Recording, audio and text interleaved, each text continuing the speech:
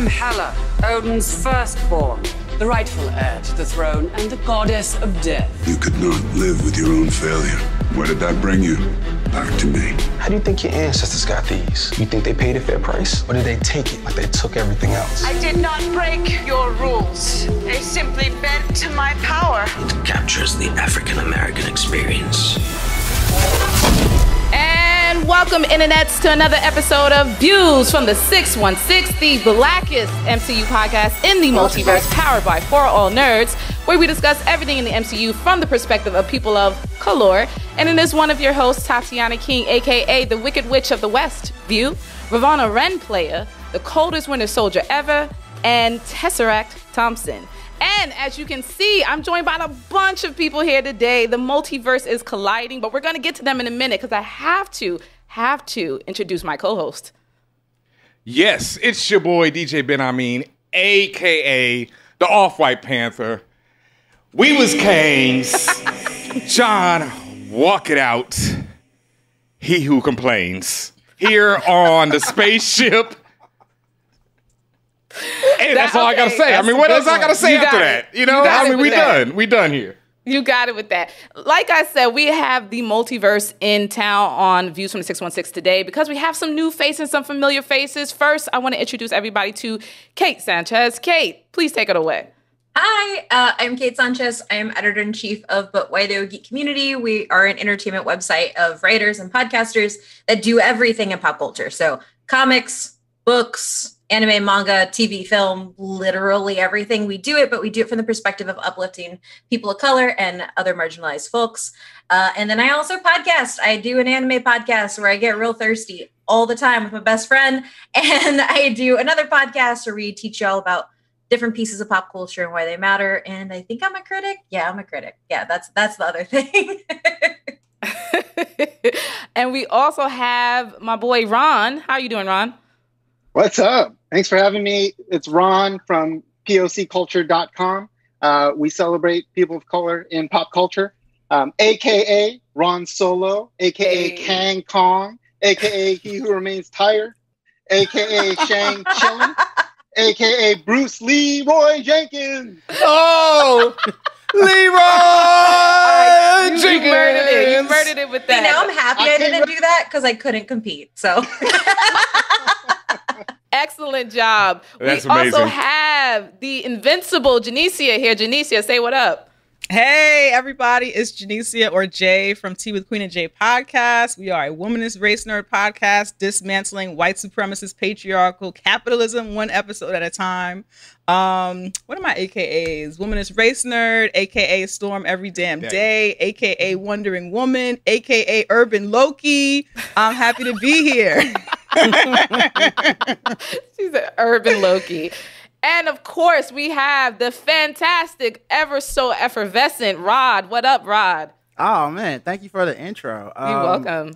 Yeah, Rod, half of the Blackout Tales podcast. You can find us on Spotify at the moment, okay? Because it's about to get everywhere again. Just letting y'all know. Okay. Is some drama in paradise? No drama. No drama. No, we got all our money. Everything's fine. Okay, good. So no need to boycott on my behalf, black people. But we was ready. He ain't Dave Chappelle. Shout out to I have questions, but that's not why we're here. But okay. Yeah. Okay, we'll talk about it. But I guess AKA Charles Flex Xavier, AKA lowest of low-key Lawfersons, and AKA My Negro Academia. Thanks for having me. Yo, that My Negro Academia, just absolute fire. Yes. Okay. First of all, congratulations, everybody, for just being like fire AKAs. Kate, we'll get you a fire AKA later, but everybody's fire I have today. no creativity in my life other than when I named our website. As always, thanks for everyone who is joining us, who is on the Twitch right now, twitch.tv/forallnerds. Make sure you are following us. And if you have the means, subscribe so that you can get all those amazing, emoticons, what are they called? Bitmojis, whatever is going on. And also, thank you to everyone who is listening to us on your favorite podcast platform. Make sure you are subscribed, following For All Nerds in order to listen to Views from the 616. And here we are about the All-Star Loki review. Everybody here in this room, we're going to get into the details. Just hold on just a second. But before we do, just give me your general take on what you thought about season 1 of Loki. I loved it. I thought it was fun. I love time travel. I love anything time travel. I'm one of those people that I'll think about it a little bit and then I'll just stop because it will never completely make sense. But I loved it. I thought it was fun. It definitely made me forget that Loki is a whole entire terrorist. The TVA, The TVA is definitely I don't know what the word is. They're definitely a cult. Time 12. Though. Yes, Time 12. Time 12. Yeah, absolutely. Definitely a cult. Definitely a freaking homogenous, everybody the same. They're not even on Men in Black level. We saw it from the door. They was a fraud. But I really loved it. I love the story. I had a great time. And I love also the idea of Loki wanting to smash himself. I love it. I love it. I saw myself in that. I'm surprised he lasts a whole 24 hours. I wouldn't have made it. Okay? I got some questions about that. I got answers for you. Okay? I loved it. But I thought it was great. I thought it was an excellent addition to this whole Marvel TV shit they're doing, and I had a great time. Dope. Okay. Can before we go any further, can we just draw down the line of the panel and ask, would you smash yourself? Yes, if it wasn't clear. Absolutely. Yes. There's things about this. I hope we'll get into it later, but there's things that make this variant scenario a little bit different and like a resounding abso-fucking-lutely. Yeah, I would cash at me and then smash me. Yes. I don't think I would smash myself. I couldn't get past it.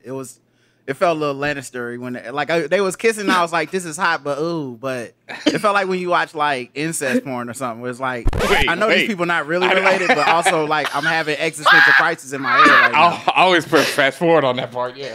We're not even 5 minutes into the podcast. Hi, my name is Rod. I'm from the Blackout Test, a comedy podcast. But Rod, so what did you think about the season overall? Oh no, I mean I loved it. It felt more like tonally like they were getting away from stuff that was really grounded in just like a base reality. Like I feel like Captain America, Black Captain America, Captain Africa America. I felt like that joint was really grounded in like a type of like this is happening in this real world. And this joint was like Doctor Who in the Marvel universe. So this is like you could go anywhere, you could do anything. It felt very Rick and Morty to me. So I enjoyed the departure and just it felt like such a flex for Marvel to have 3 different properties that to me felt completely different from each other, even though they are orbiting the same, Mobius strip. If it makes you feel better, Michael Waldron, the head writer, he wrote for Rick and Morty. So if it feels familiar, that's why. It makes sense because to me, Kang, I was like, oh, this is Rick. Mm-hmm. Like at the end, I was like, oh, so this is the good Rick, and we fucked up. Now we don't got good Rick. Kate, what did you think of the season? Oh my God. It's my favorite Marvel show. Because it's weird in a different way than WandaVision was weird. Mainly because WandaVision was weird, but it was all about grief and trauma. And like, I got to feel that pain for a little bit. And that was also a different part of the pandemic. Now it's another different part of the pandemic, but it's like, I like weird shit. And Loki, this gave me weird shit. And that's what I wanted, because for me, my biggest fear coming into this, they were going to actually like stifle Loki or make him like 100% likable, make him 100% somebody who has a linear trajectory. And that's not Loki. Loki smashes himself. Loki also like he is chaos with like a direction versus just a direction. And I'm really happy that they kept with the weird shit. Mm-hmm. I'm really happy they gave us the Loki's kissing, and I'm really happy we got alligator Loki. Like I don't know. There's some deep stuff in this series too, but I also just appreciate the fact that they took a character and just went all the way. Like they didn't go halfway down the runway. Mm-hmm. They went all the way there. And I think that that's something I can appreciate and something I don't usually expect from Marvel. So. Okay. All right. That sounds like a glowing review. What about you, Ron? Yeah, I liked it a lot too. I have to say, I know it would be more interesting if there was at least one dissenting voice who was like, that show was trash, but it was good. It wasn't perfect though, right? It definitely had some loose strings that they just never revisited, which I'm sure we'll talk about. But I think it's a great example of two things. One, how if you stick the landing and you go bold, that a lot of the kind of weaknesses can be forgiven in a show. And I thought Loki really did that. And then two, like Rod was saying, it was a flex by Marvel. And it was a great flex. If you think about how The Falcon and the Winter Soldier was supposed to be the first show, and you think about that progression, like that was a little bit more conventional. Then you get WandaVision, which is pretty weird. But at the end is, kind of leans back into conventional Marvel. And then this show, they decided like, we're going to go all in. And I love, because Loki in particular, we've all known this character in the MCU for a long time. And Tom Hiddleston has known it for a long time. And to me, the show was proof that they and he really understand that character, really embrace it. And that allowed them to go to that next level without worrying about, kind of losing that thread. So I thought it was dope. Yeah, I think all of you have vocalized pretty much how I felt about the series. I felt it was the best out of the three Marvel TV series that have been out, just in terms of taking the risk, because it's I mean, even WandaVision was a lot for a lot of people, especially the first couple of episodes. People complained that it was slow and they didn't understand what's going on and it didn't make sense to them. And then like that typically people won't even try past that point. At least with this, they were like, okay, this is weird, but it's exciting. So I really appreciate the show overall. Yes, I have questions about Loki smashing himself, even though I just said I would smash myself. But it's just seeing, I don't know. Then again, this is on brand for Loki, right? Loki loves himself. So it makes sense to me in that way. But overall, I just thought it was, and you said it, Ron, that they stuck the landing when it came to the finale. And that's usually one of the most important parts for me. Typically, a lot of series can do well, and then they just fumble when it comes to the very end. But no, they were solid with their approach. They were solid all the way through. And I had a blast watching the show. What about you, Ben? I mean, like Ron said, it would be better if one of us was like, that shit was weak. But no, I was looking at there's a Twitter account, Marvel Perfect Shots, and they had a collage of all the different shots from Loki. And then I also watched the Marvel Assemble. This is the first one of those I watched. It's on Disney Plus. They put it out after every series, but this was the first one I watched. And they're really well done, and it made me want to go watch the other ones. But it made me appreciate the show even more. And so now, we had Kate Herron on the show, so, we talked to the director a lot, and she really did her fucking thing. Like, there's so many well done shots, and then just the production value, all the little things from top to bottom in it are so well done. And like Ron said, and like everybody said, there's things that, might not have worked, but nothing is perfect. You know what I mean? And as a first season of a show, and we talked about this, to introduce He Who Remains, to take that big risk, to be like, now you had to have seen this to understand what's going on when you see Doctor Strange. Like WandaVision was a little bit of that, where it's like, okay, Wanda's drawn a little different. She might be a villain in Doctor Strange, but you can explain that pretty easily. But this is like, nah. And then to lead into What If, it's like Marvel is so slick with it, where I'm just like, fuck. I'm so impressed by how well they pull everything off. Because, when they announced What If, I'm like, oh, that's dope. And then you watch this and you're like, oh, it makes sense now. Yeah. They definitely sons of bitches. They definitely made it like you gotta have Disney Plus. Yes. People gonna go back to the theater for Doctor Strange and stuff and be like, when did this happen? And it's gonna be like, bro, you supposed to have been on your assignment. So that's the one thing that that's the one thing I don't like about this, but it's what I don't like about what Disney's doing in general, because not everybody can foot the bill for Disney Plus all the time. And for me, and it's something that I didn't like that happened with Star Wars a lot, where it's like, in order to understand that this character that you're supposed to really like has this giant big history, go read 5 books. I'm not going to do that. I don't have time. And for me, I worry when you get into spaces like this, because then I feel like it also presents a bigger tool for people to gatekeep the community from it, and that's already happening with Marvel fans, and especially people who only watch the movies. What happens when you don't? And I'm specifically thinking about my mom. So my mom never watched Marvel. My mom made fun of me for reading comic books. She thought it was dumb. She actually wanted me to go watch Star Trek. She thought the comic books are dumb though. But she got into the MCU because one of them was on Netflix, I think, and then she watched all of them. I got to watch Endgame with her, but she also doesn't have Disney Plus. I'm gonna give her my password so she can go watch the shows. But still, it's already a tall order to come in and say, have these 10 years of back knowledge for this thing. You have to make it accessible for people. So I'm hoping that when they do Doctor Strange, there is at least a little bit of a breakdown to make it an opening for some people. Because what I worry about is the doors get too closed and it gets a lot easier for people to get left out on the cold. Isn't it also karma though? Like your mom was picking on you for reading these books and she deserved to be left out. That wasn't right. You were just a child and that was not your fault. And who was buying those books? Probably her. And then picking on you for it.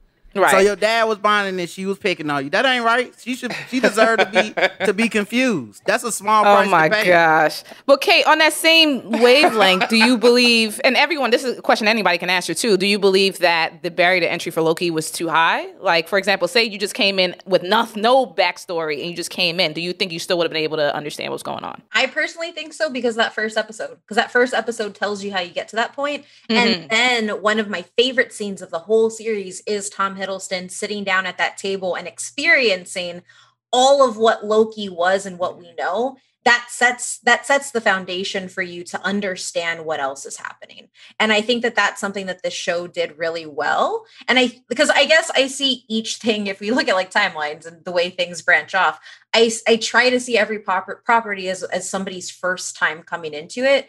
And you want more fans. You want more people to be a part of it. And you have the deep cuts and the Easter eggs for folks who know all of it, and that's good.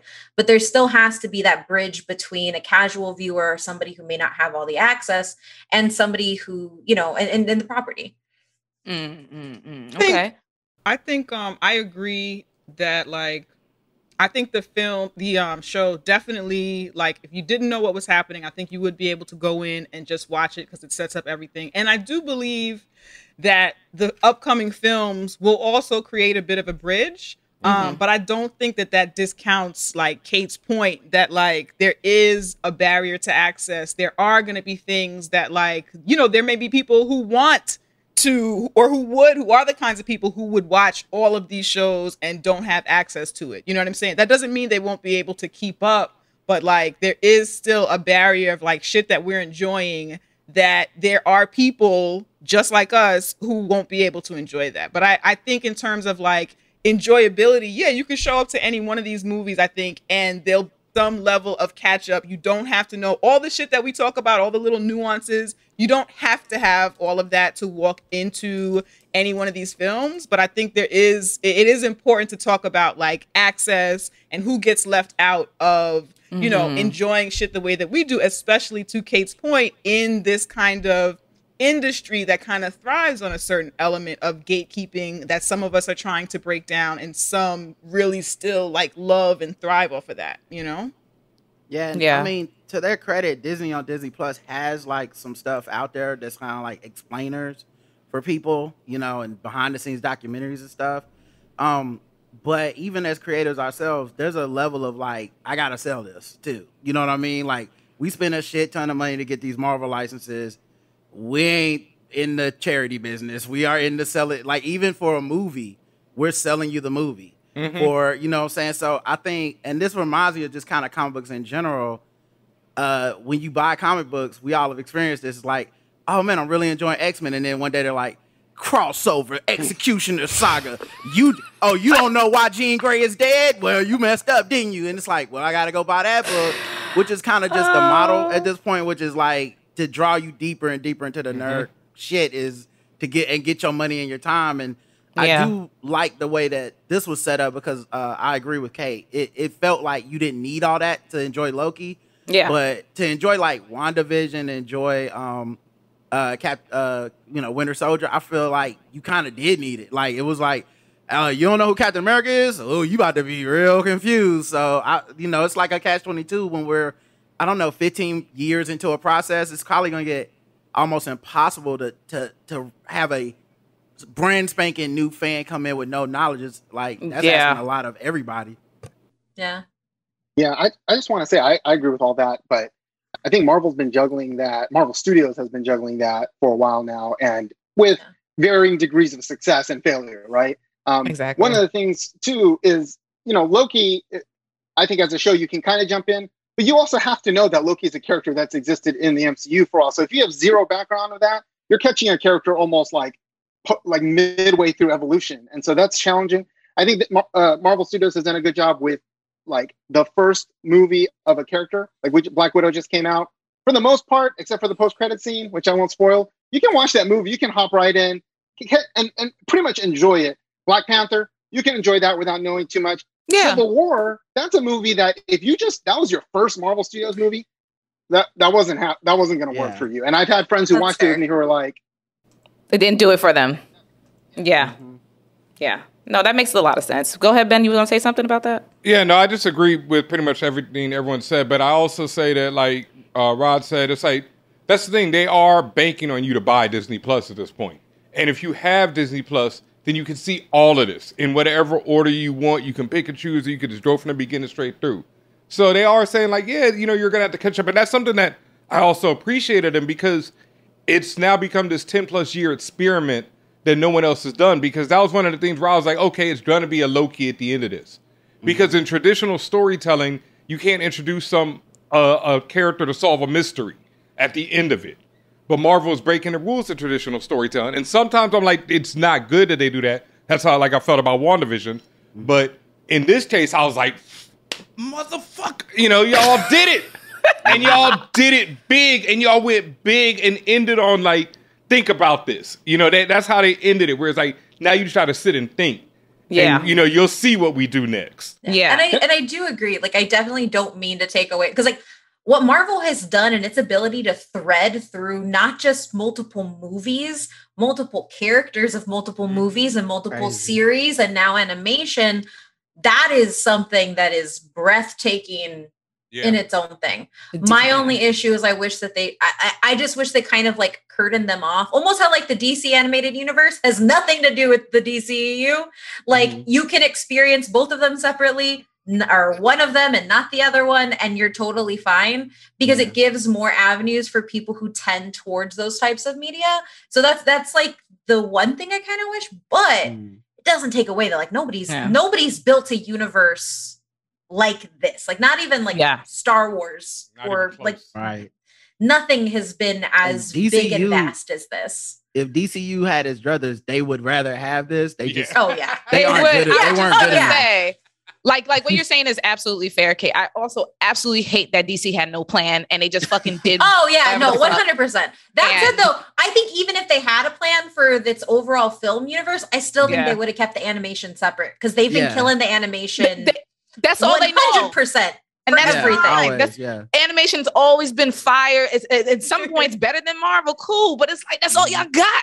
Yeah, that's all y'all got going. One thing I wanted to add, by the way, on this topic of how like difficult it is to get in is, you know, look, you may not be able to afford Disney Plus, but you can still Wikipedia it or Google it. And hey, Disney, Marvel, that's what we're here for. Everyone on this panel, we do recaps, we do reviews, we catch people up. People listen to this pod. You know, I listen to all your recaps and stuff too. So that's the advantage of, I think, free podcasts and free sites that we can come to. I love the plug. Yes, sir. So keep giving us our, you know. I was going to say, the funny thing is I've read comics for most of my life, and my husband doesn't read them. He just doesn't enjoy reading unless it's an actual like science textbooks. He's weird.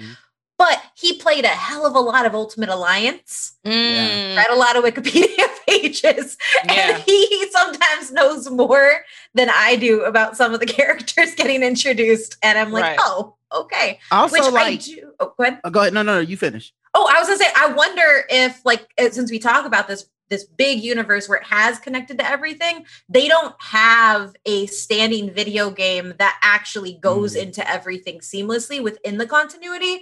And they've tried to get different things off the ground, like Alpha's Heroes Omega and stuff like that, but it just doesn't go. And even with the most recent Ultimate Alliance, that really has nothing to do with the MCU. So I wonder if they will try to do something that bridges it, or stay with where is it Crystal Dynamics that's been doing it, like the Avengers and Guardians games that are just very, very overtly, and they tell you it's not a part of the MCU. So I do wonder, like, what was the thought process of we'll connect everything but this. And also with Disney Plus, they had those profiles things where you can like add people to your account. So it's really encouraging people to go out and make friends. So yeah, smooth up to some people. You know what I'm saying? Get next to somebody, because I know my brother got mine. You right. know what I'm saying? And Rod, I'm glad you said it, because there's two things I'm going to mention about that, about at least trying to kind of like whether save money or get access, definitely cozy up to somebody, friend, family member, whatever. Have Put them it in your Tinder profile. Ask for Disney Plus. I do not have my own Disney Plus account. I'm sitting here. I use it so frequently that I forget that it's not mine. I just want to raise my hand and say I have never purchased. You guys, the Disney cops are going to come down on the TVA now. No, the TVA ain't gonna get us, because you know what? I'm telling these people, go find someone with an account, have them make you a profile. Right. Now there's more marketing information for Disney to grab from you. They can sell more to you, et cetera, et cetera. And also, I did see this on Twitter like a couple weeks back, and it's still active. If you, and I don't mean to like promo the giant monolithic corporation, but if you sign up for 1 month of Amazon Prime Unlimited for $7.99, you can get a free Disney Plus account for at least 3 months. So I said that there's, and you can always sign up and then cancel right away. So just so you won't keep getting charged over and over. Mm-hmm. No, I feel like all I'm gonna do is talk about my mom on this podcast, but I've been trying to convince her to drop her Hulu subscription, because I have the bundle. So I have ESPN, Disney, and Hulu all in one. But she refuses to give up her library because she's chosen those shows. She has not watched any of them. I don't think she will. But that is just to say that the Disney Plus bundle is actually really good, like actually consumer friendly. I mean, you can't, the one asterisk with that is if you have Disney Plus Hulu, you can't add into any of the add-on programs through Hulu. Like you're stuck with the basic commercials, which is weird. It's really fucked up, because I've been through that. And you're giving me flashbacks. But let's get back into Loki. We got to talk about the characters of this show. Like, and in this series, we're going to go through the list, but how did you feel about Loki at the very end? You hated him. I enjoyed him, but I was also feeling that similar feeling as I did to WandaVision, that, okay, do we all forget that this guy's a terrorist? Like, was that, like, are we not... like, what's happening? You know here? me, Jay. You know how you forget. You know how you forget. You know, the whole entire terrorist. No, I mean, no, like, terrorist is not good enough. Right. Wanda is a terrorist. Wanda's a This terrorist. man is on a, like, we 20 years later, we still talking 9/11. This man pulled 9/11 times affinity. It was weird. Yeah. So that got really weird to me, because I remembered, right? So you remember the whole thing. I remember him, grabbing. I remember what world, what universe he's from, all that shit. And so then I go back and watch the films just to kind of, refresh. And I'm like, wait, I knew I remembered this. But do niggas remember this? The North remembers. Like, but you does it? Okay. Well, this North remembers. No, not like it was too, like, we made this guy a lovable kind of character, and it was like, it has to do a lot with how this particular series is written, and I get it. No one is entirely trash, but then people are trash. It's just lots of things. It was weird. The vibes are weird. I like Loki because he was written in a way that I would like Loki, but that particular Loki who has this redemption arc is a whole entire terrorist who should be locked up somewhere. We shouldn't be banking on this guy to save the world so he could come back and ruin it. Well, you see, this nigga was locked up several times before in different variations, and every time he gets out, and it's two things about him, right? Yes, it's definitely the writing. The writing definitely helps make him lovable and all that, but you also have to give credit to Tom Hiddleston, the way he embodies that character and the way that he makes you love someone who, he's not quite a villain, it's just someone who's doing fuck shit. And it's just like, wait a minute, I don't think he's a villain. He's a big villain. Big villain. I just think he does fuck shit. Oh my gosh. No, you cannot. Villain. Fuck shit. Go ahead, Kate. I can't call him villain. I personally, I really liked the fact that, and maybe it's just because I really like Loki, but I also really like Loki as a concept in other media, not just Marvel Loki. Like, I actually really enjoy Loki as a story and the way it's been, he's been done in other properties. And so, I bought in, and it was really nice to see somebody who has maybe 30 minutes across the however many films in the MCU get expanded on. Yeah. But because he's a villain, I was just kind of like, oh, I just expect him to turn around at any point and stab somebody. Like that was just how I like, and I don't know if it's just because like I carried that with me and I really like evil people. It like I don't know why it's a type. I like that in my media. Okay. I like that in my fan fiction. But I felt the way that they wrote him wasn't towards the end. You hit that likable point where it hit that redemption arc piece where that was like my one big issue with the show, because he kind of let go of all the self-preservation that kind of like identifies him as a character a little bit.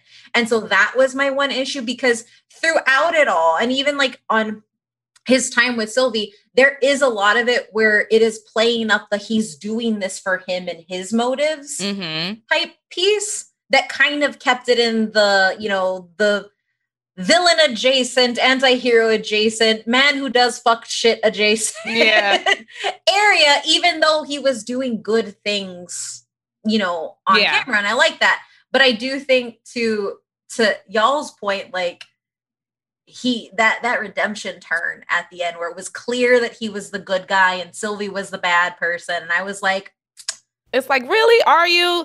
It's like, are you though? But you know, I will say at the end, well, first of all, yes, exactly what you said. He fell in love with himself and then became a simp. That's another thing. But also the fact that I did enjoy at the end, Kang, or He Who Remains, or whatever you want to call him, was like, bro, we're all villains here. We all did some fuck shit. We all, and Ben-Ami and I were talking about how much we were like, yes, thank you for someone in the show saying that. Like, to your point, Janicia, did you forget he killed 80 people in one day? Did you forget, you know, he unleashed hell on downtown New York? Like, you know, half the city's gone. Like, I think that's important that it was even acknowledged at all. Yeah, I think, go ahead. Go ahead, Janicia. No, I was just going to add that, like, I think in this universe of this show, I think what it does is it makes the point that all of that was like small time. You know what I'm saying? Yeah. So like, oh, you did a little you know, try to bring fucking another dimension of evil army.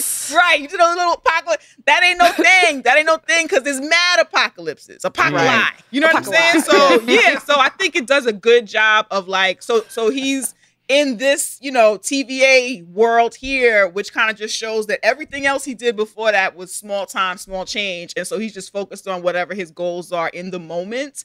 And so I guess you can find redeeming qualities in him. But it is important to remember, it is important we have the reminder that we're all villains here. Not us, but those three niggas in that room was villains. They were villains. Yeah, I feel like that Mischief be doing a lot of work in God of Mischief. Because there's varying degrees of mischief, and some of that shit felt very like, nah, this is just villainy. I did think it was, for me, I was okay with the arc of them at the end coming, you know, to this redemption, quote unquote, place. Only because I think the whole purpose of the series was to get him back to the Loki that died, trying to save everybody with Thanos. And so if they wouldn't have done that, then it's just like, well, what the fuck just happened to the universe? Like, who is this character now? Because he sacrificed himself, you know, pointlessly, I guess. But he sacrificed himself to try to, like, save everybody from Thanos and shit. And this dude from 2012 wouldn't have done that. Like, even after he watched them highlights of himself, he was looking like, who is this dude? Why did he... Whose man is this? Who is this fuckboy? And then the other thing about it too was I felt like we're at a point where even the heroes aren't really heroes. Like, I love the Marvel Universe's shades of gray. Like, everybody has done some terrible shit. Like, Tony Stark has done so much terrible shit. You know what I mean? Like, it's just so many of these characters that we love. We're just like, yo, man, Steve wouldn't have did this. It's like, well, Steve do be fucking people up in brown countries. You're like, he do. Okay. But let me tell you how it's different. So I feel like we're at a maturity level where we can do this with an actual quote unquote villain now and be like, well, there's good in a villain too. And it never really betrays who Loki is, which is still just like narcissistic personality disorder dude that would totally bang himself. Like, if he like, and now I'm willing to turn over my leaf for me. You know what I'm saying? Like, for the rest of humanity, nah. Myself, though, hold on. I might be able to save reality. So it made sense to me. Ron, what about you? The funny thing to me is watching this because Ben Amin's like head is going to explode because I know he's been on that everybody is a villain in the MCU for a minute. Yeah. So it's kind of funny for me to watch that and hear that. The thing to me is, look, Ben Hiddleston's Loki, he didn't actually even do anything good. We're talking about like a redemption arc. All he did was like, can we just think about it for a minute? He wasn't even like, no, we got to save. All he did was like, wait, just a minute. And then he got the kiss and then he got booted. Like all of that was for the girl. And so he didn't even do anything to redeem himself. It's Richard E. Grant's Loki, right? Who actually sacrificed himself. And I feel like we've kind of internalized his arc because obviously we saw the Loki all the way to Endgame, and he was already starting to get to there. And Richard E. Grant's version, I think, shows us like, oh, he does realize the error of his ways. But at the end of the day, what good did Loki do? Well, here's what he did that was good. That's a good point. Here's what he did that was good. He was willing to listen to a black man. And I just think that for a lot of us, that was the thing was like, he was just like, hear these blacks out. And that one was like, I'm a Karen now. I'm no longer Sylvie. I'm Karen. I'm killing this man. I don't give a fuck what he just said. And I think that for a lot of us, it was like, oh, well, look at him. A white man willing to listen. Rod wins. Yeah, I can't argue that one. It's so rare. It's how they make all the other people heroes, right? Yeah. Steve Rogers, it's all like, oh, look, he listened to a black man, so maybe he ain't that bad. Like, wow, now that you mention it, Rod, god damn. T'Challa listens to black women. It just go down the line of just like, you know, Captain Marvel, she had like a black best friend and shit. It's just, we're all like, she can't be that bad. I mean, she fucks with black people. So I feel like that is the Marvel trope, and we fell into it, and that was enough for us. We've definitely pointed that out before because it is like all Marvel has a habit of having the black best friend, the black best friend, yeah, in the story. And if you listen to him, you good. If you don't, you bad. Oh, so John Walker out there, you see how he went down. That's what I'm saying. Y'all was confused as fuck about John Walker. I was on that episode. Everybody was like, I mean, he evil. He kind of, I mean, that's his friend. I was like, yeah, that's what they do. They throw the black friend. And then we be like, maybe he all right. I don't know. No, I wasn't confused about that dude, but I was not confused about that dude. I wasn't with it. I say y'all as in, you know, the royal y'all. I wasn't confused about John. I think of John as I think of the rest of the MCU. Right. The same. And Frankie wanted to bang him. Since we mentioned her, what about Sylvie? How did everybody feel about Sylvie? I'm going to go first. I didn't like her at first.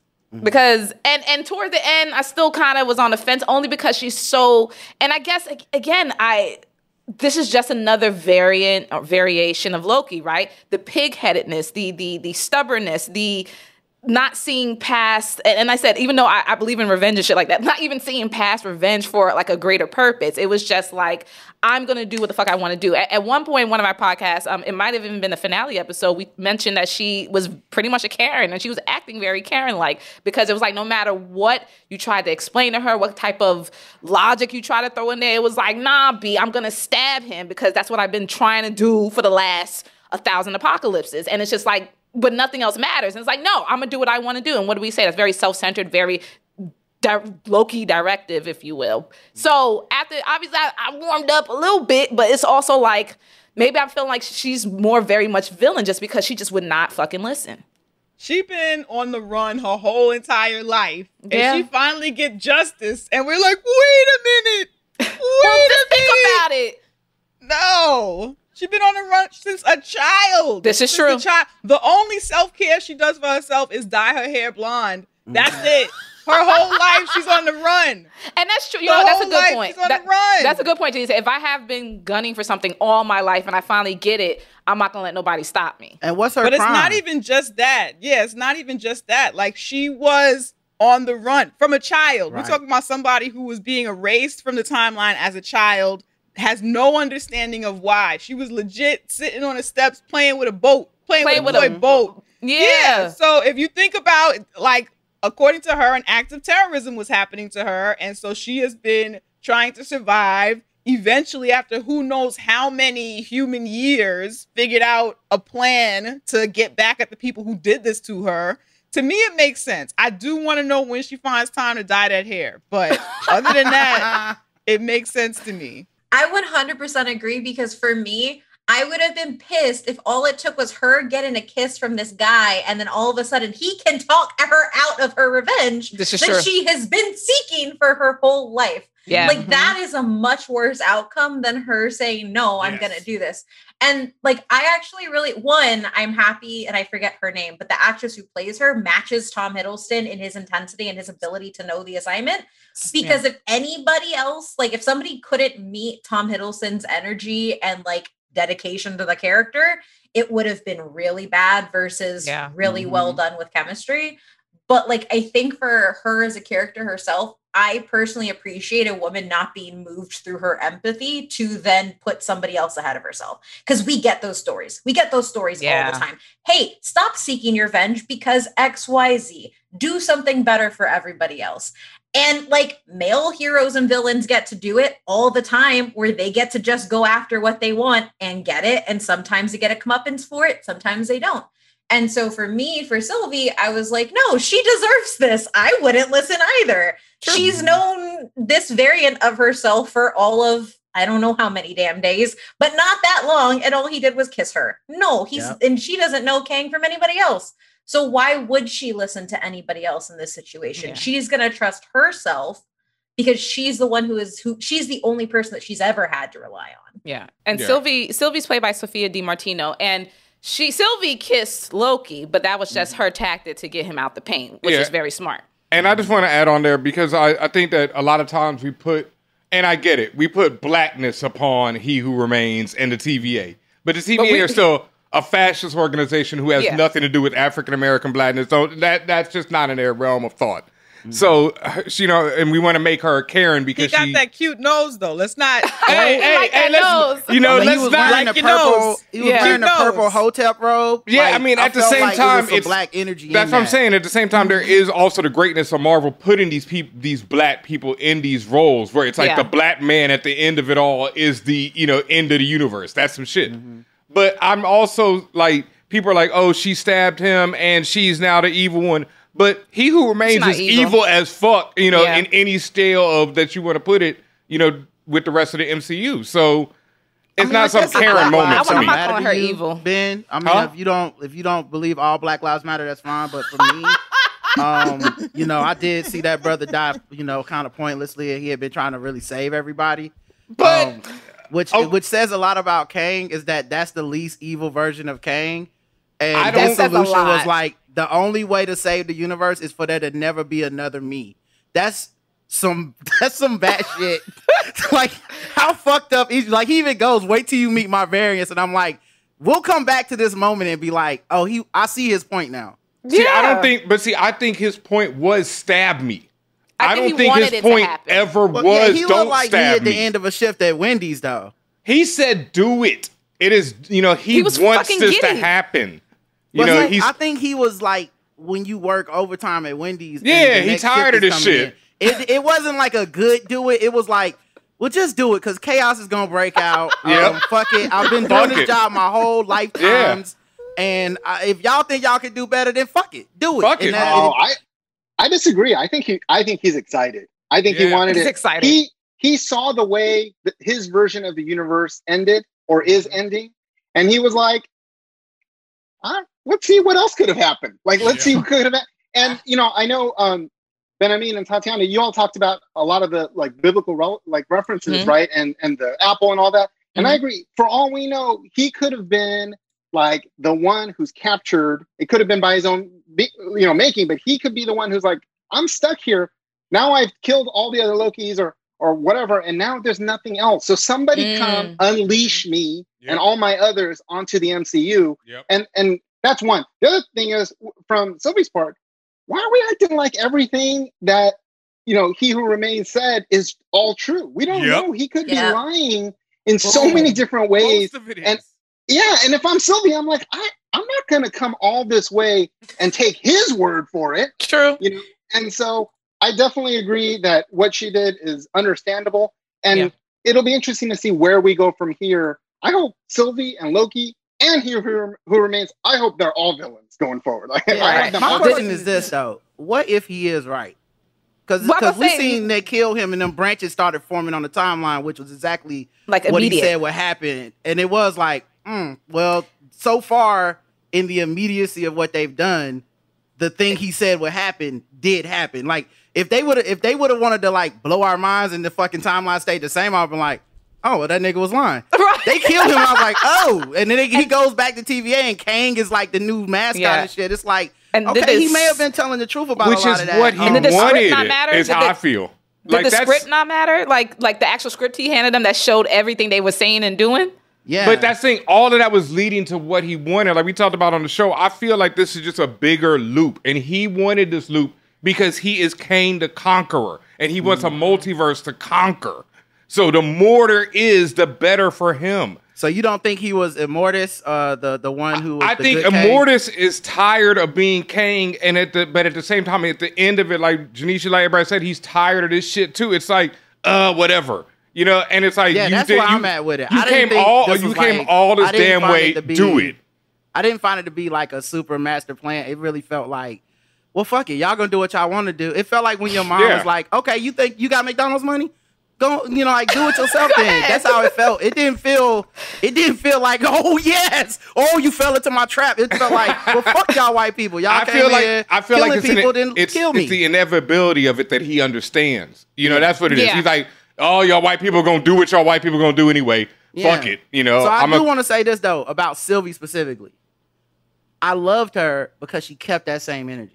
Mm-hmm. I'm a big fan of. I'm a big fan of keeping that same energy. And her crime was just being born a girl. Yeah. Like, she didn't even get to live a life. She had to go to apocalypses, from apocalypse to apocalypse. To quote unquote, live a life. You damn right I'm killing this dude when I see him. Like, how did you ever think it would, like, if anything, it felt like Loki was betraying her and I was like on her side when she was like, see, I knew you would do some bullshit. I asked you not to betray me. And here you are talking about, wait a minute, let's think about this. No, dog, I thought about it my whole fucking life. I'm killing him, and whatever happens, just fucking happens. And I respect that tremendously in the way that I respected Diana choking the hell out that girl at the end of Lovecraft Country. Yeah. Like, what are the lessons we're learning here? Yep. You know what I'm saying? I love it. Kate, you had something to say. No, I was going to say, like, to that point, like, I do think like hearing everybody talk and then taking in the show, like Kang is Kang. And he knows that Lokis are a threat to the order that he has. But at some point, if somebody is continually escaping you like Sophie, you know it's coming. You know it's going to happen. Like it's not a surprise. It's not a shock. You've literally scripted everything else. And I kind of see it as almost like, even as much as this is the best version of Kang, he's still Kang. Yeah, he's still Kang. And he will very much let himself come and bring all of the chaos and conquering that is going to happen. He said, I conquered Goliath. I wiped their asses out. I cleaned He's like, the I timeline. killed all the rest of them motherfuckers. I stopped the multiversal war. Yeah. He's definitely banged himself. He's definitely banged himself. Definitely. Many times. Definitely. Many times. Look at that nose. They had a Kang orgy at one point. Nah, he definitely, like, that's the thing. This is the best version of an evil person. All of them are villains, right? But it's that thing where, I don't know, being from, like when you play basketball in a certain neighborhood and you could tell, like, this is the best version of this dude. And if you fuck with him, he's going to do horrible things to you. So just keep it cute. And they decided not to keep it cute. I would have probably gotten to the precipice and been like, something about this dude says this is going to be more trouble than it's worth dealing with the other versions of him. It's like a person that, how people don't believe alcoholics when they be like, you can't just have a drink. It's like, no, that's the thing. Yeah. I have all the drinks. There's no one drink. And that's what Kang felt like to me. Like, there's no version of me other than this. Either I conquer reality by killing every other branch of reality, or then I just have a fucking Olympics of dominating reality. The Kang Olympics. And everybody's going to suffer. So what y'all want? Like, end of day, the man is powerful enough to cleanse the timelines of every variation and keep it to what he wanted. That is an insane amount of power. Yeah. Like, yeah, they couldn't have killed him unless he let it happen. Yes, exactly. Because I think the thing we're also not talking about is what was the alternative here? If Sylvie doesn't kill him, they were supposed to just be like, cool, we're going to leave this dude in power, just pruning people from different multiverses and just let that happen. Like, Sylvie, from a personal perspective, knows the trauma and the downside of Kang being in power. And I don't, and even them being in, like, it's not like Loki and Sylvie, Right. if they said, yes, we agree, we'll take over, we would have been like, oh, that's the nicer option. Like, we would have been like, oh, you, like, selfish, greedy people. So, and with the Lokis, I actually want to say, I actually think Loki is the tool that He Who Remains uses to reset his stuff. Like, Loki's the one who always gets away, right? Yeah. It's kind of like the Matrix. You know how Neo was like, he gets to the center, and then the ones are the ones that reset the Matrix. To me, that's how I see the Lokis. The Lokis are the tool. And then also look at it like this: at the very end, they don't recognize Loki because Loki's no longer a threat to Kang. It's not because what can they do now? There's already the multiverse, and I've already conquered it. Kang is the conqueror. He's already in control of the TVA, running the multiverse. So when they see Loki, they're like, some dude. Oh, you must be an intern, right? Right. Okay, how do we feel about Mobius? Oh, he's adorable. That's a lovable motherfucker right there. He's adorable. So cute. Can't hate on Mobius. He's a hug. That's what that is. Okay, he's just a teddy bear. Here's where I can be the dissenting voice a little bit. There we go. Okay. So Owen Wilson's fine. Like, I'm not the hugest Owen Wilson fan. Sorry. Whoa. The disrespect has begun. Owen Wilson's fine. Wow. Okay. He's always got the same, like, wow. Anyway, I did enjoy the character in the beginning, but the thing is, as this series progressed, to me, like, we didn't learn anything about his backstory. Maybe that's coming. I didn't find his character, like, arc to be particularly interesting. He had a curiosity of, like, maybe things aren't what they are, and then, like, whatever, he was awakened. But that doesn't even resolve itself, because by the time he goes back and says, I'm going to burn it all down, and then Loki goes back, and then we're back to, like, this reset timeline. I didn't find the character to be particularly grabbing. Owen Wilson did do a great job as Mobius. I should say that, but I didn't find the story to be that. Yes, you should say that, Ron. Yes, you should. And I think you could did a fine job. Depending on what they do with season 2, we probably could make that argument about everybody at the TVA except Renslayer, right? Because everyone got reset at the end. Like, they was all like, who is this dude? They didn't even recognize Loki as a threat. So, Renslayer actually had a character arc where she got to come out of the brainwashing, essentially. And was out. I quit. I'm going to find some real power. This is some bullshit. Right. And since we're mentioning her, how did you feel about Judge Renslayer, Ravonna? Love her. Can do no wrong in my eyes. Ben's favorite line, prune me, Ravonna. Like, he loves that woman. She can do no wrong. It's so ridiculous. Freaking room. I wish.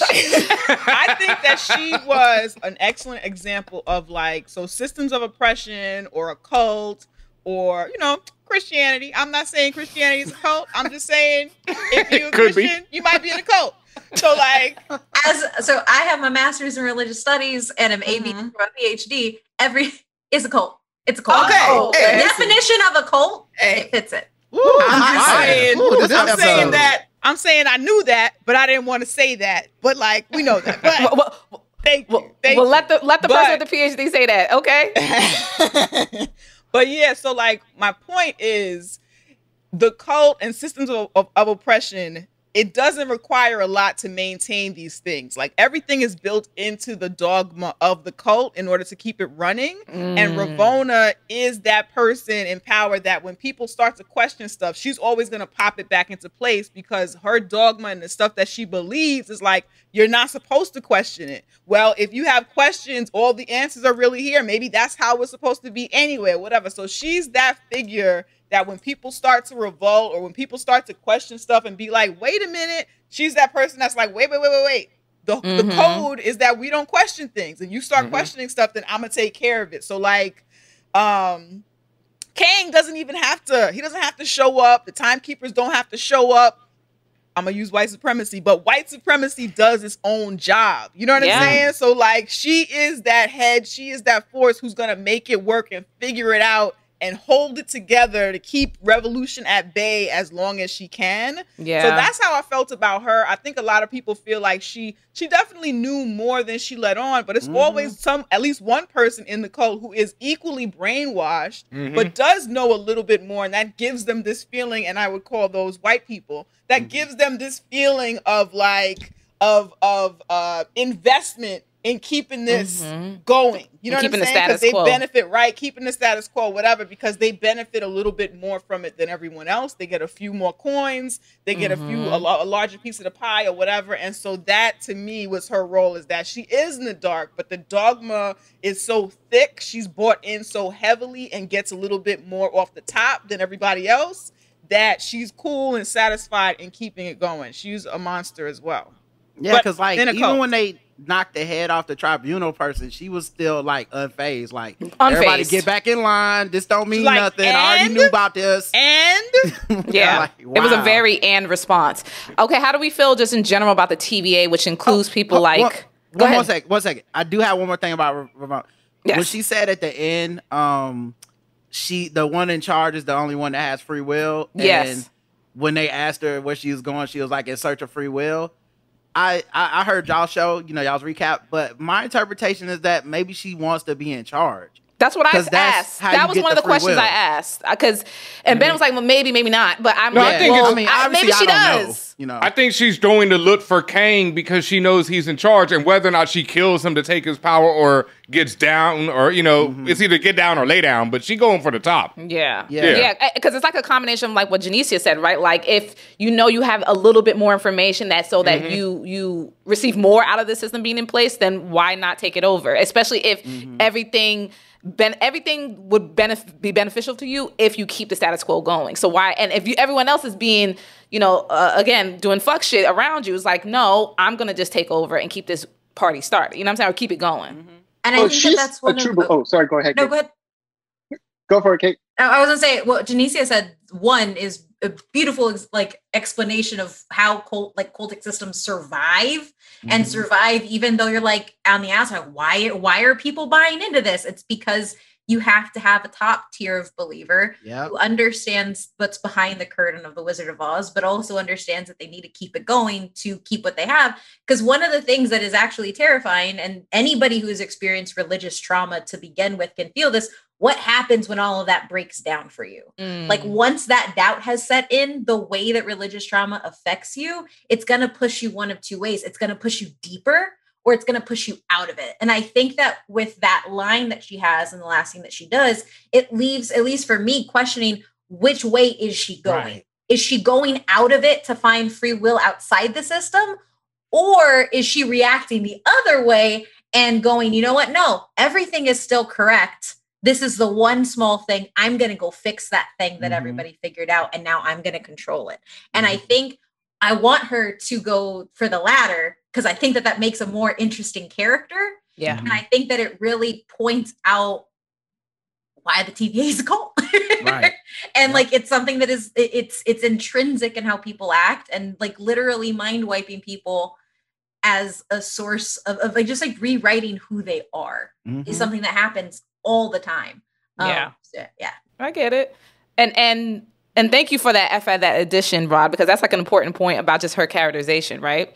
So with that said, what did you all think about as an organization, as a record label? What do you feel about the TVA, about the people and things within it, like Miss Minutes, B15, played by Wunmi Masaku? Like, how did y'all feel about that? So to my point about it being a cult, to me, it was also like evident that it was a farce, right? So we're talking about the sacred timeline, as far as I know, and y'all can correct me or whatever, of all things, right? Of all dimensions, of all universes, alien, fucking the earth or whatever, all that, right? Yeah. I'm thinking.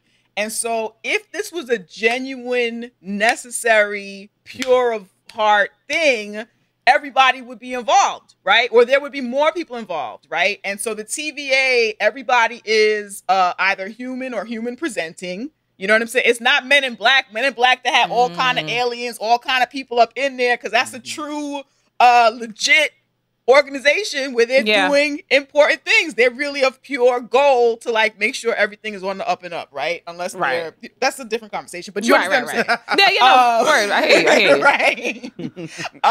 Defund Men in Black. But anyway, so there's a way of looking at it like that. But like to me, the TVA is this false thing where Kang just put a bunch of human-looking people in place, stole them from wherever. And part of me is like, I know they told us that they're all variants, but part of me is like, how do we even know that they're all variants? They are just a bunch of people that were taken. It brings back to me the question of what exactly is a variant, even though they told us what it is. But it is like, it just, to me, the whole thing is a farce. Go ahead. Just something you said just reminded me of Janicia. Remember very at the beginning, episode 1, when he walked through the metal detector, if you will, and they said, oh, we're just making sure you're not a robot or a android or whatever. Now, what you said about everyone's human and human presenting, what is it about robot lives that don't matter? Or what is it about these android lives that is a problem? And how is that going to play in going forward? Maybe they'd be like Vision in WandaVision, where he broke out that shit. Remember how he broke out the control? He was like, wait a minute, Harry. And then it was just like over after that.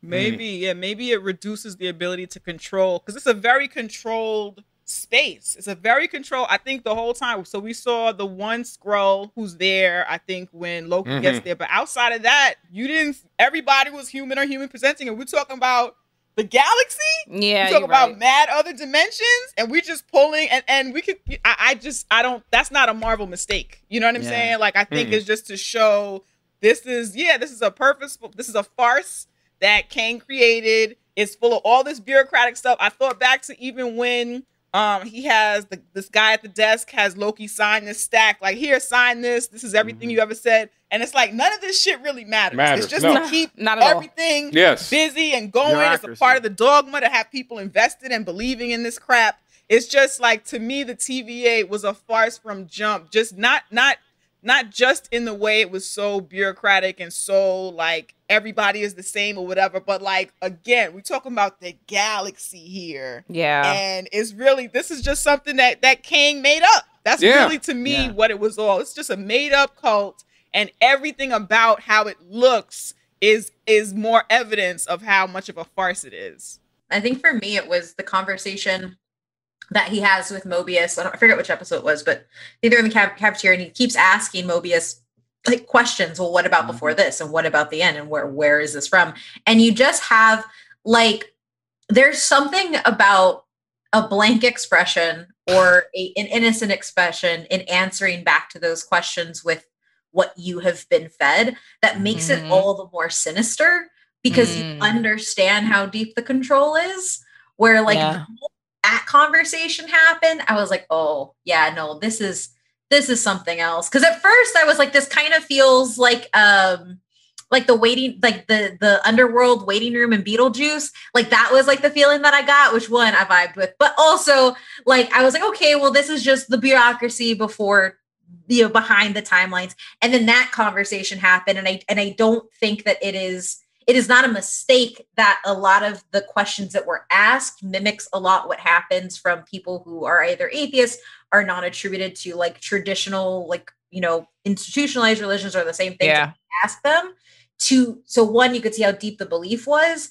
but also you could see kind of those cracks in where everything is, to Janicia's point of it being a farce and seeing those pieces. And I think for me, that was like the linchpin of like, yeah, I don't like the TVA. This is gonna go somewhere. It started for me from the very jump, because like I've said on our show, his introduction to the TVA reminded me of my introduction to being locked up. And so I was immediately like, oh, okay, these people are on some brainwash bullshit. Because it's the exact same thing of indoctrinating somebody into a prison that is used like the TVA. It was like confusion, move you along, tell you one thing, bullshit you, show you how deadly we can be, we'll erase you if you don't fucking lie, and then you're in there. And it's like that. I was like, okay, these people are monsters. For me, I didn't really feel like they was monsters at first, because I know the monstrous nigga that he's going to turn out to be. So I was like, yes, someone needs to be cleaning up the timeline of excess Lokis. Like, this is not a dude we can just have roaming around with the Tesseract, okay? We've seen this movie before, literally. Yeah. So I was on their side at first, and then it started becoming obvious it was kind of farcical when they had like T-85 calculators, and they supposed to be the most cutting-edge, futuristic, time-traveling motherfuckers, and I was like, well, what is this really? Because it's like, you can't do this on a motherfucking, the first Apple computer budget ever, so clearly this is just like layers upon layers of delaying somebody from getting to like who's really in charge. And I mean, that's essentially all they really were. It's kind of like, in a weird way, they were like conceptual cannon fodder for like, how do you get the Kang? And then, that's all the series turned out to be. And the mascot, Miss Minutes, any thoughts on her? Well, man, I knew the fact that she's scary as fuck. Of the Southern accent. The Southern accent gave her a dead. I was like, she's evil. It was very Paula Deen. Very Paula Deen. She's like, oh, hey, y'all, you need to go ahead and stop messing with time, okay? I was like, oh, this sounds like... Y'all little Negroes. Yeah, she sounds like she says nigger. You know what I'm saying? Oh, my gosh. Little nigglets. Yeah. Oh, my goodness. That combined with, like, when her eyes would get, like... So there's the wide-eyed thing, which is scary. But then when her eyes would, like, squint, like, at the end, when she was offering, like, trying to negotiate, and her eyes were squinting, it was like, whoa, what is this? That was very... It's so amazing how, like, those little choices... Because it really was legit somebody drawing just... Okay, so now I'm going to draw half an eyeball. And I was like, whoa! Get this off of my screen. She felt like that Microsoft paperclip Clippy. Time travel. Yes. She felt like Clippy. Like, yes. Looks like you're about to fuck around and find out. Are you sure? Yes. I bet I would put money that was on the vision board for this. Yes. You know what I'm saying? Definitely. Yeah. Anything that was very surprising to you in this series, good or bad? The ending was surprising to me. When I saw that Kang thing, I was like, we're just not keeping this in this is not a isolated see you in season 2 Loki event. This is some like fucked up the multiverse Rick and Morty shit. And hats off. I never thought anyone would ever have I never thought anybody would try to do some shit like that on these shows. Yeah, I have to say the ending, we talked about sticking the landing to start the show. And the thing about it is they defied conventions, right? Everybody going into the finale, two things. Was not sure what was going to happen, right? There was so much speculation and genuine confusion, even by people who live and die by this stuff about what it would actually be. And then two, everybody who loves TV and story, I think Ben talked about it before, is they're like, you can't introduce a character in the finale. Like, there's no way. Comic book folks are like, it's Kang. And then TV, folks are like, no, there's no way. That's not the right way to do story. And the third is they went away from the criticism that they got for, I know they didn't do it intentionally, but from WandaVision and Captain America and the Winter Soldier is like that big superhero ending where everybody's fighting, and doing all that.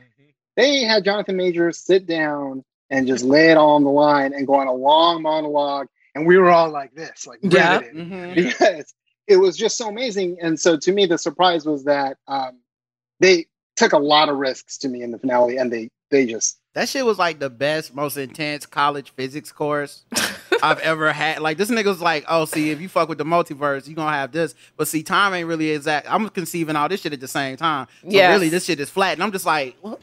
Tell me more. It was amazing. I know that a monologue full of exposition would actually keep me, like, glued. Yes. Like that, like, the thing that ruined The Matrix 2 was the thing they went to for the finale. I can't believe it. Yeah. And they pulled it off. They pulled it off. They pulled it off beautifully. And again, Jonathan Majors masterclass right there. I've read a couple of interviews he did where he mentioned that really his classical training, like he said classical training in clown and clownery, I guess that's a real thing, and comedy actually helped him set up that, as we saw, like this sinister goofiness of this Kang. Like at the like I was crying, laughing at all the dumb shit he was doing. Like, you came to kill the devil, but also I was fucking terrified. Like he could fucking wipe me off the face of existence. That is my favorite type of villain, other than the hot one. I mean, he's also hot, so he's hot and like goofy, which is like it's a Nexus event for me. But like ultimately, there is a beauty to being able to balance like this level of unhinged comedy and like not like irreverence and just pure terror. Like he's explaining to you in the funniest of ways the way that he's wiped out civilizations and the way that he has caused destruction on a galaxy scale. Like in a pair of sandals. He was wearing sandals. He was wearing the Jesus 12. Okay. And you can't stab him. Like, they was trying to get stabby, and he was laughing, eating apples like, come on, man. Let me at least finish the thing. I'll let you stab me, but everyone calm down. Hold on. Let me finish my apple. apple. 12 minutes. Hold on. Yeah, oh my God. And like, he felt, it was almost like Joker energy, you know what I'm saying? But, but like an ultimate powerful Joker that you could do anything he fathomed, including letting you kill him. Like, he dies because he let them kill him. That's such a like flex. And this is the nicest version of this nigga we're ever gonna meet. But see, I still keep being.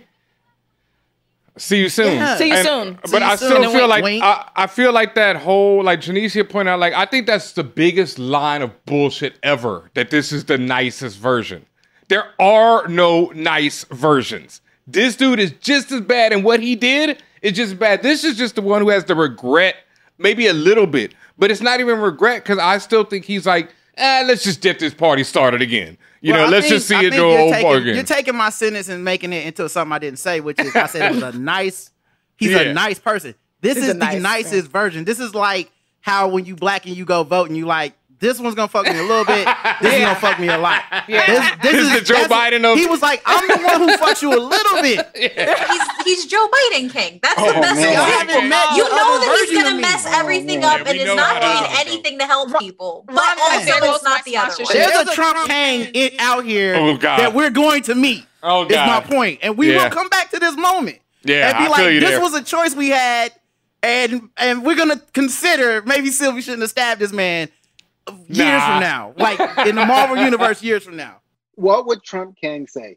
He would say, I'm the best, nicest version you can have. Vote for me, because what do you have to lose? Right? He literally says that. So this was Trump King? I think Trump King would have. I think Trump King would have his statue at the TVA, my friend. He did though. That's what he did. He did. See, that's what I'm saying. When Immortus ran it, it was is a bunch of obfuscation. It's all the same Trump thing. Trump is not smart. Trump is straight up put a gold mantle of myself on Well, I was gonna say, so the change from the timeline is that this TVA has gold toilets. That's like this. Like they're gonna have Kang computer. Everything's gonna be Kang branded. They're still using TI-85 calculators, Rod. So I mean, it's still a little gonna be like the cafe will have Kang steaks, Kang vodka, Kang University. All the Kangs are bad. All the Kangs are super bad. There's no there's no like lesser version, like a little bit nicer version. I think they're all bad. They're all evil. He's the version that like killed all of his other ones and took over. And now we're gonna see all of them try to do the same thing. But at the end of the day, the result, if Kang isn't defeated, which obviously he's got to be, is the same thing. Is he controls at the very end and dominates and brainwashes folks and all of that. I think it's the same. It keeps looping. Okay. All right, I agree to disagree on that one. Yeah, I think this dude is the same no matter what, and I just feel like he was just like, let me just, keep the Okay, so party y'all going. say that. Let me ask y'all this: where do y'all think they go with this character then? So, like, if they're all the same no matter what, then this is it for Jonathan Majors. I feel like there's going to be villain. Like, he won't be more villainous. I think there's going to be one who's going to be down with the Avengers. There's going to be one who's going to be like, destroy everything. But at the same time, I think the one who's just down with the Avengers is the one who gets murked. I think it ends with Kang the Conqueror. It's always Kang the Conqueror. It's Kang not the Conqueror worse than Immortus, though. No, I think Kang the Conqueror, once he conquers everything, becomes Immortus every time. This is just an inevitability of time. It's a cycle that essentially just repeats itself because he conquers everybody else. He gets bored, so he mind wipes everybody and becomes a god. And then he gets bored with that, and then somebody kills him, and then he starts it just all keeps over going again. over and over, over again, over and over again. I don't. Yeah. Pure villainy when villainy gets bored is kind of what that was. Okay. Like somebody with all power has had it for a while. He's going to joke with the people that he knows that he's going to let stab him. Yep. And then he says, like, see you soon. It's definitely like, I feel like that's also just a more insidious nature of like, okay, time to do the cycle again. I'm bored. Yeah. Do you remember that animated movie? I think it's Megamind. Where like the Superman hero like fakes his death and like disappears, and the Megamind's all like stunting and like he's all excited. But then what happens? He gets bored. He's like, "Oh, this actually isn't what I thought it would be." Right. And so I think that's what they would run into. Majors said that in the Assembled documentary. He's like, what I was playing was the archetype of a sorcerer who is bored and becomes the trickster. You know, that's what, and also I just shout wonder out. if we'll feel differently when he's like slapping the shit out of Wakanda. If we'll be like, oh no, this nigga's. I like. But the other version. I think the other version already slapped the shit out of Wakanda. Right, You know we what didn't I'm see saying? it, But we so didn't it see that. We didn't see I'm that. saying we saw the nicest version. I'm still right. We saw the nicest version because this nigga one is like bored. This is him at his least malevolent. Yeah, it's gonna get worse. I agree It's with gonna that. be it's gonna be some hardcore shit coming. Yeah. We're gonna see him in the process of working his way up to that, and it's gonna be fucking terrifying. And I can't wait. Once to see again, it. this man has pruned the sacred timeline, and we lived through a timeline where, like you said, we had this president. Yeah. This man wasn't working that well. You know, I want like, to see what it looked like though. It's gonna be scary. So I am worried from a writing standpoint that they push him too hard into already like existing like villain tropes. Like I want them to give him the breadth and the depth to actually explore different variations of malevolence, but also like not let go of his ability to act. Because like once you go into heavy Marvel, it's like fight, destruction, fight. You know, I did bad thing, fight, and maybe some small villain monologues every now and again. We got to let the actor get a monologue, and I don't want. My biggest fear is that Marvel wastes him by not actually letting him do different versions of Kang or showcase the differences of violence and evil, honestly. Yeah. Because it's really easy for them to go, okay, he's another Thanos. Yeah. I don't want the big bad treatment. But I think I they would know. say that this series with Loki is proof positive that they definitely see the. Yeah, they know. They see the ability to like have different versions of the same character and how dope it can be having them interact with each other. And I would love to. I think Jonathan Major has the chops to be 27 Kangs or whatever we. Absolutely, yeah. I've go ahead, Janicia. No, I was just gonna say I think he played this one so silly, for lack of a better word, just so like out there that I think a part of that choice is knowing that he's going to do all of these different things. Agreed. Later on, you know. Yeah, and no big bad treatment this time. Is he only signed on for Ant-Man and the Wasp right now? Marvel I'm sure he's signed on for more, but that's all you know publicly. Yeah.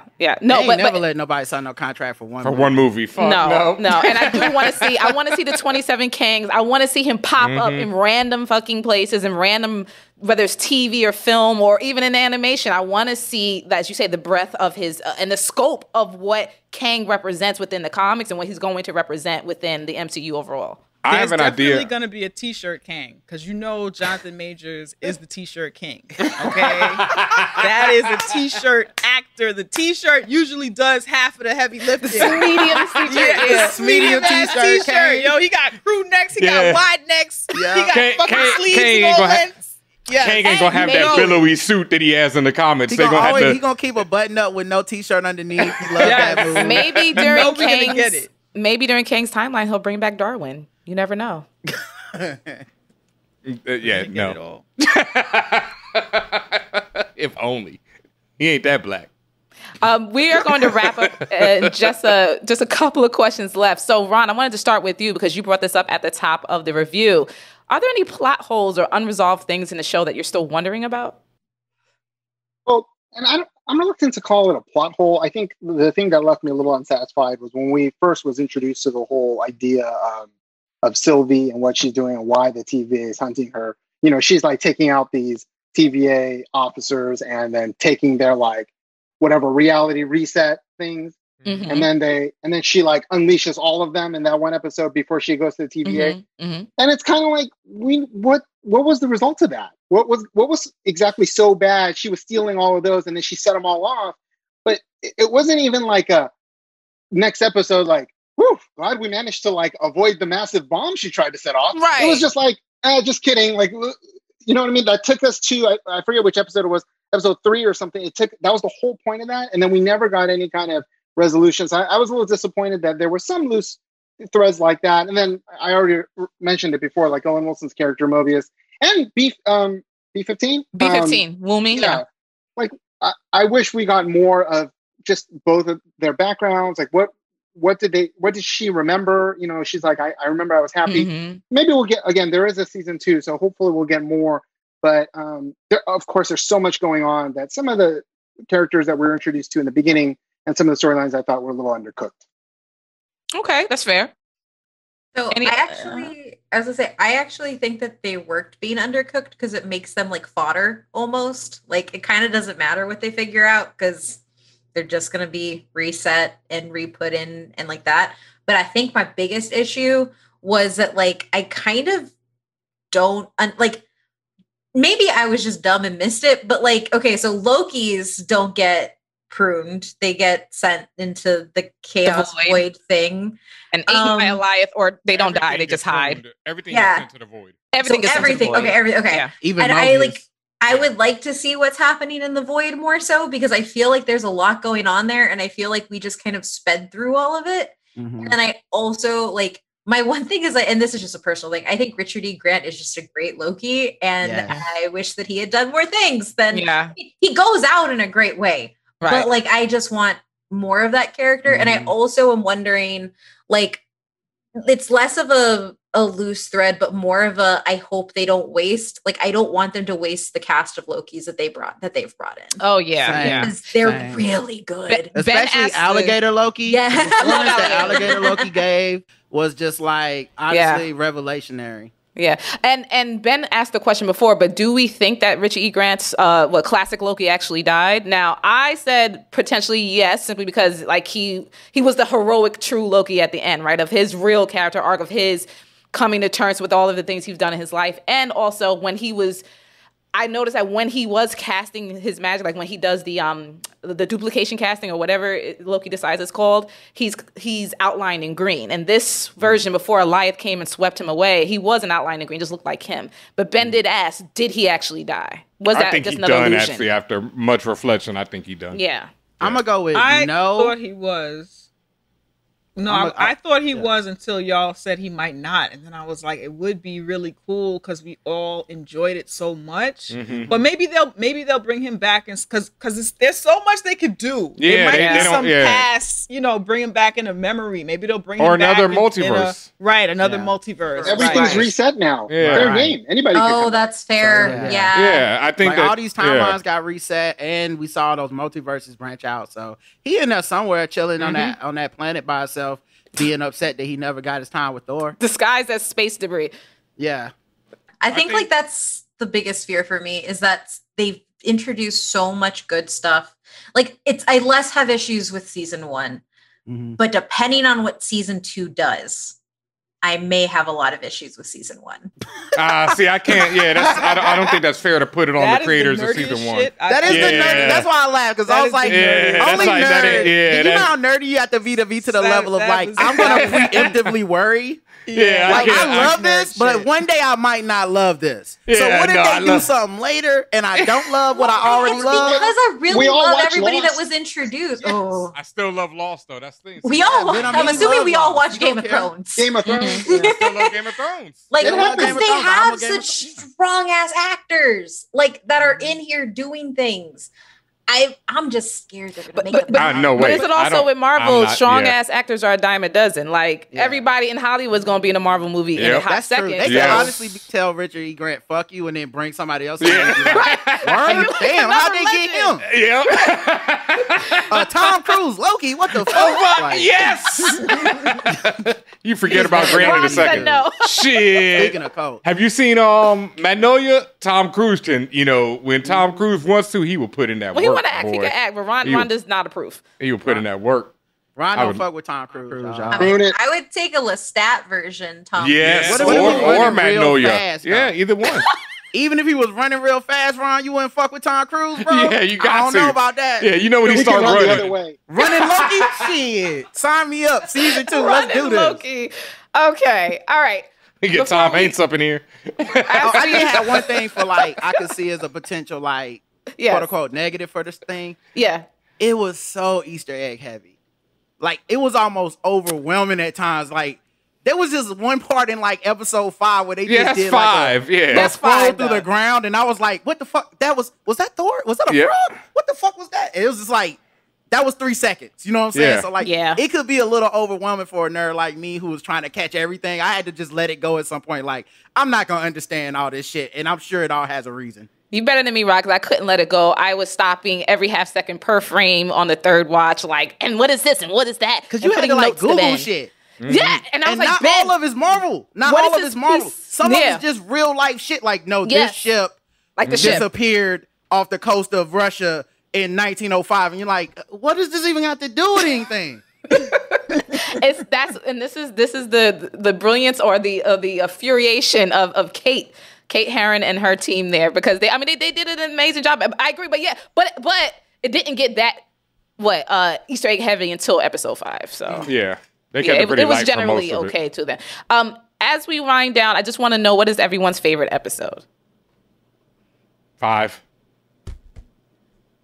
6. Or 6, yeah. The finale? Yeah. Never seen no shit like that before on TV. Yeah, me either. Do that. Broke all the rules. My man said, "This is wild."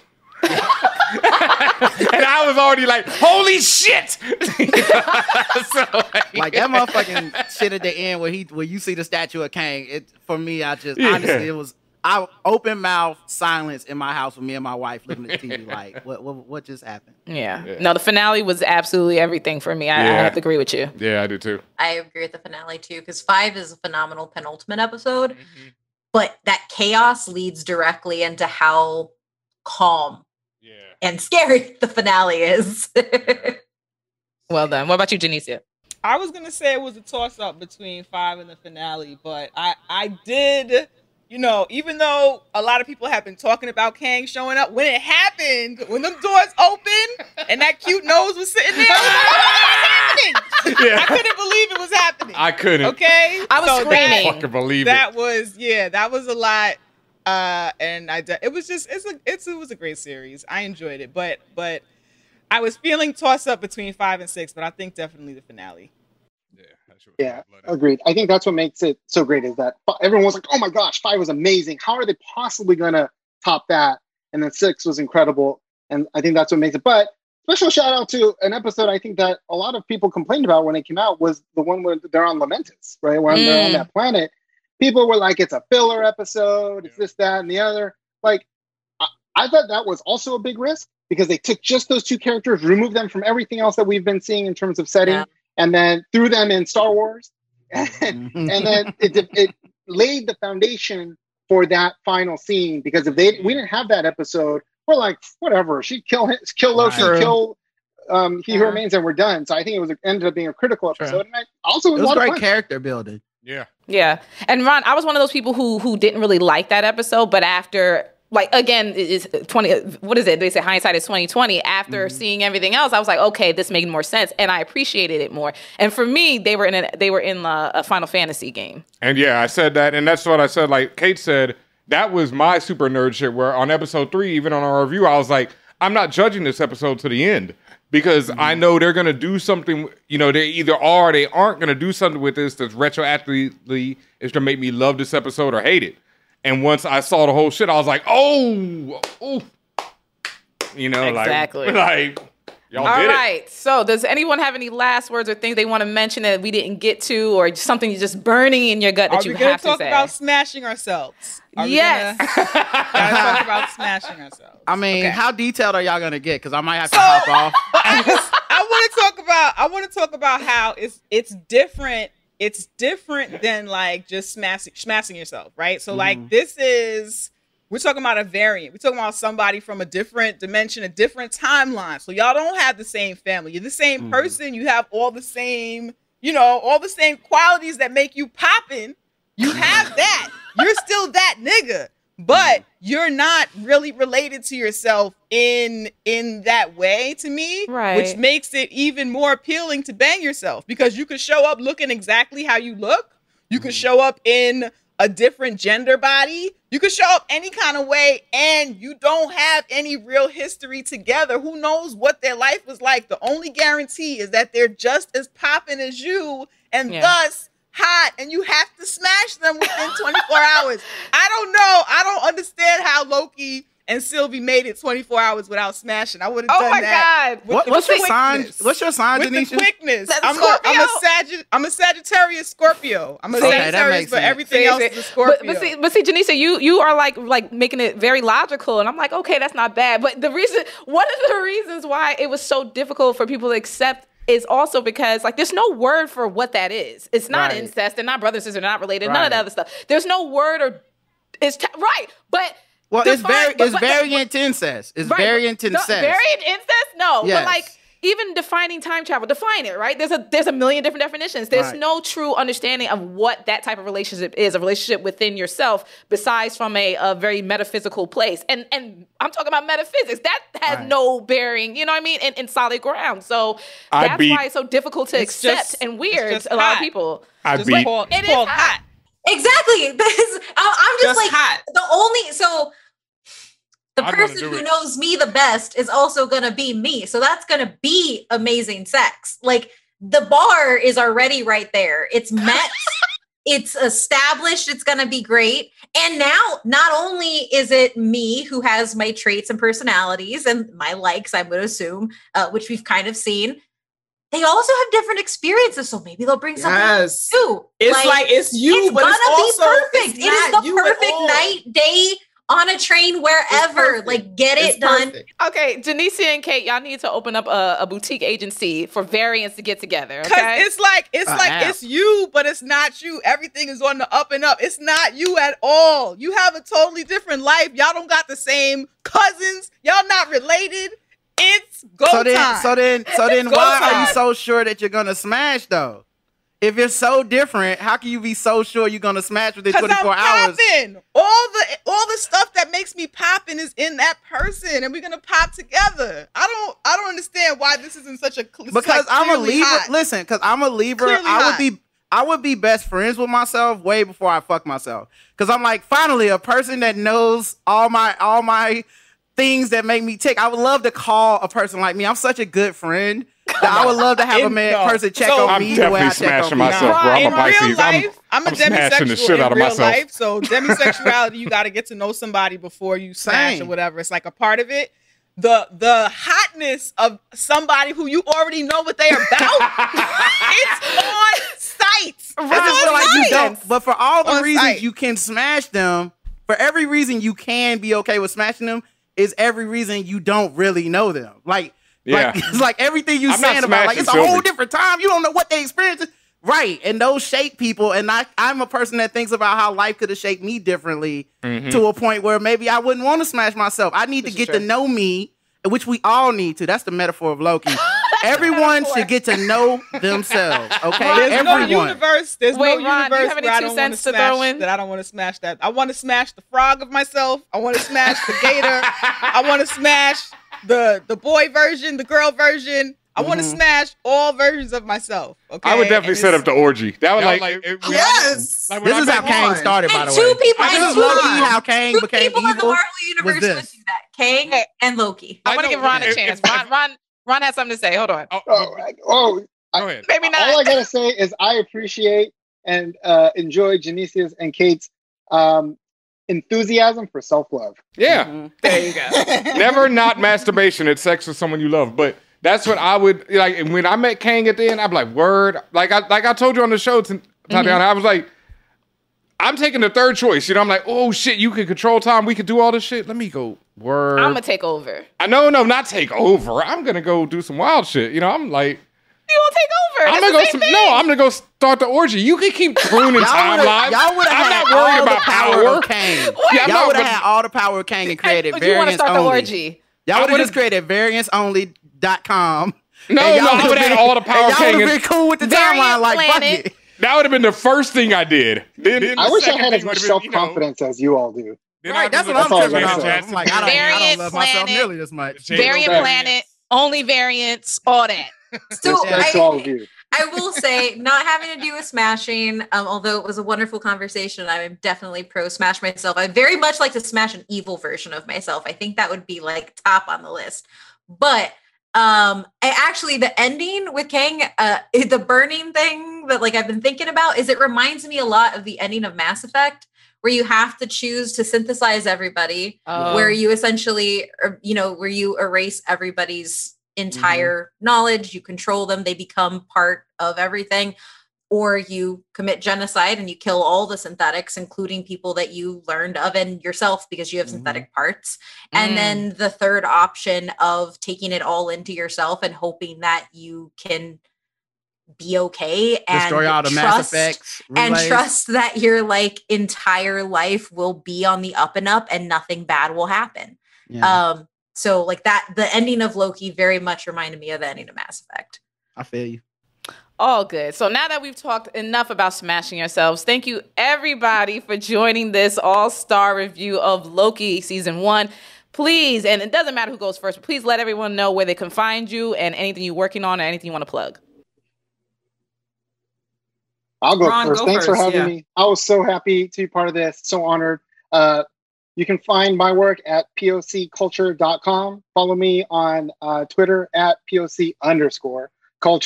And Instagram, POC Culture, at POC Culture. But hope to be back. I love this. You guys are all great, and looking forward to the next time we can talk about it. Oh, thanks, Ron, for sure. Kate? You can find me at Uma on Twitter. I do promise, if you liked The Thirst, there's more of it there. I just kept talking about Tom Hiddleston's titties, which is Tiddles to me. I've shared that picture I don't know how many times, so you'll find me there. You can find my work at ButWhyTho, so at ButWhyThoPC on Twitter, Instagram, all that good stuff. And we are actually, the best thing to plug is we have a Discord, discord.gg/BUTWHYTHO. We do movie nights, and I'm not going to say of what things, but it's a easy way to get around some prices on stuff. It's just a really great community where we play games, watch movies, talk about what we're experiencing and everything like that. So awesome. Janicia? Hey, you can find me on Twitter and Instagram at JaniciaF, JANICIAF. You can listen to my podcast, Tea with Queen and Jay podcast, where we're talking about dismantling white supremacy and shit. You're going to be like, where's the nerd shit? Ah, it's there. And it's super the there. podcast, if you want to find us on Twitter and Instagram, we are at Tea with QJ. That's TEA with QJ. And this was fun, yo. I fucking love doing this shit. Thank you so much for asking me. Yeah, this is always fun. Rodimus, what about you? Thanks for having me as well. Appreciate y'all. You can find me, theblackouttips.com. Put the Blackout Tips in on Spotify and everywhere else. We'll be there everywhere else eventually, so be looking up for that. And then also, thanks for having me. It was a pleasure meeting you, Ron. It was a pleasure meeting you, Kate. You know, as Black people, we were nervous about bringing y'all into the mix, but it all worked out. You know what I'm saying? And I, I hope if I come back and y'all here, we can all vibe again like this. It was fun. Your names were unpredictable. We didn't know. It was dope. Y'all came through. Y'all represented. Kate, y'all were good. Ron, we didn't know what was gonna happen. It worked out. It worked out. I'm glad we represented. I'm glad we also had a blast here. I appreciate all of you. Thank you so much for spending this time with us, talking about smashing yourself, talking about everything. It was amazing. This has been Views from the 616. Again, follow For All Nerds on your favorite podcast platform. We are absolutely everywhere. In order to hear this, make sure you're following us on Twitch, twitch.tv/forallnerds to make sure you can watch and see all of this fantasticness. Make sure you watch us, Mondays at 1 p.m. Eastern. We always are live typically unless there's no Disney shows to talk about. Also, make sure that you are following us on socials at For All Nerds. You can follow me individually. I'm at Tatiana King. Podcast partner DJ Ben Amin is at DJ Ben Amin. And make sure if you want to support, you liked what you hear, you enjoyed it, go to do a few things for us. Go to our TeePublic, teepublic.com/stores/forallnerds to get some incredible designs on some incredible merch. And make sure you try out our Patreon, patreon.com/forallnerds. Patreon people, I've told you before, I'm going to tell you again, you are getting your rewards. It is in the mail. Be on the lookout in the next few weeks. You'll be surprised.